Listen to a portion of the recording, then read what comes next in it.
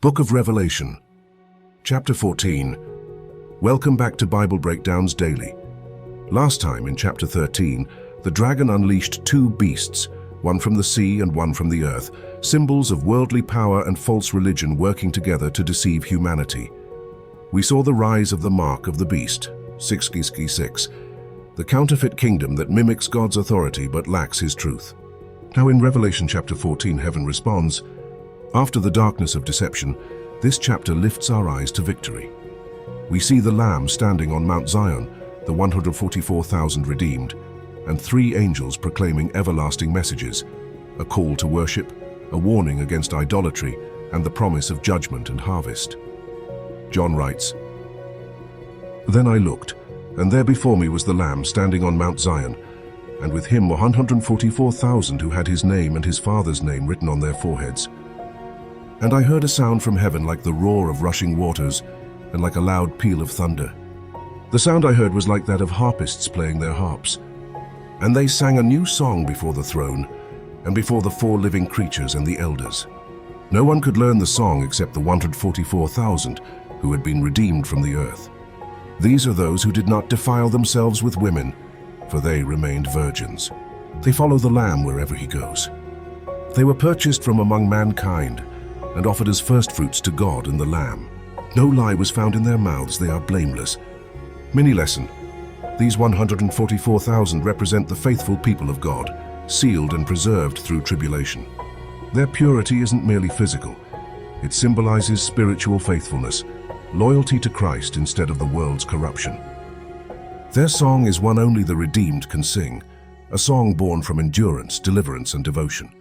They stand on Mount Zion, the place of God's presence, showing that while the beasts dominate the earth below, the Lamb reigns above with his faithful ones beside him.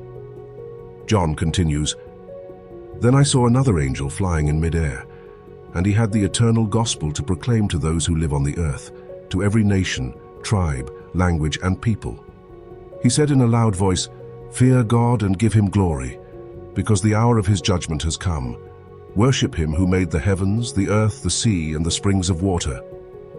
A second angel followed and said, 'Fallen, fallen is Babylon the Great, which made all the nations drink the maddening wine of her adulteries.' A third angel followed them and said in a loud voice, 'If anyone worships the beast and its image and receives its mark on their forehead or on their hand, they too will drink the wine of God's fury, which has been poured full strength into the cup of his wrath. They will be tormented with burning sulfur in the presence of the holy angels and of the Lamb. The smoke of their torment will rise forever and ever. There will be no rest day or night for those who worship the beast and its image, or for anyone who receives the mark of its name." This calls for patient endurance on the part of the people of God, who keep his commands and remain faithful to Jesus. Then John writes, "Then I heard a voice from heaven say, 'Write this, Blessed are the dead who die in the Lord from now on. Yes, says the Spirit, they will rest from their labor, for their deeds will follow them.'" Mini lesson. The first angel calls all people to return to true worship, to fear and glorify the Creator instead of the creation. It's a reminder that God alone is worthy of devotion, not governments, idols, or false powers. The second angel declares the fall of Babylon the Great, the symbol of worldly corruption and arrogance. The system of rebellion that intoxicates nations will collapse under its own sin. The third angel warns that allegiance to the beast leads to destruction, a sober reminder that rebellion has eternal consequences. These messages are God's final call to repentance and loyalty before judgment falls. Even as the world rebels, he still offers mercy, the harvest of the earth. I looked, and there before me was a white cloud, and seated on the cloud was one like a son of man with a crown of gold on his head and a sharp sickle in his hand. Then another angel came out of the temple and called in a loud voice to him who was sitting on the cloud, "Take your sickle and reap, because the time to reap has come, for the harvest of the earth is ripe." So he who was seated on the cloud swung his sickle over the earth, and the earth was harvested. Another angel came out of the temple in heaven, and he too had a sharp sickle. Still another angel, who had charge of the fire, came from the altar and called in a loud voice to the angel who had the sharp sickle, "Take your sharp sickle and gather the clusters of grapes from the earth's vine, because its grapes are ripe." The angel swung his sickle on the earth, gathered its grapes and threw them into the great winepress of God's wrath. They were trampled in the winepress outside the city, and blood flowed out of the press, rising as high as the horses' bridles for a distance of 1,600 stadia. Mini lesson. This final scene shows two harvests, one of salvation where the righteous are gathered by the Son of Man, one of judgment where the wicked are crushed like overripe grapes in the winepress of God's wrath. It's poetic and sobering, showing that God's patience is not endless and that every person will be gathered one way or the other. The blood rising high is a vivid picture of total justice. Evil will finally meet its end. Lesson of the day. Revelation 14 reminds us that the Lamb still reigns even in the midst of chaos.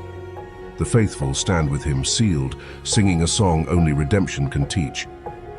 The three angels declare God's truth to the whole earth, mercy, warning, and justice, because even in judgment, God gives the world one last chance to turn to him. This chapter is the ultimate contrast.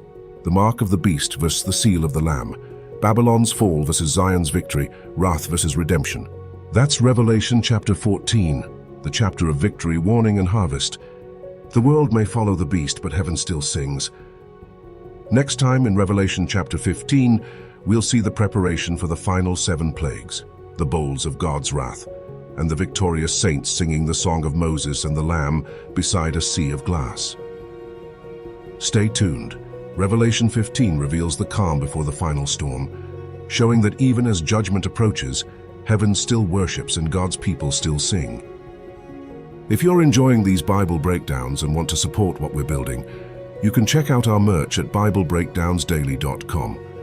It's just a small way to carry the message with you. I'll see you in the next chapter.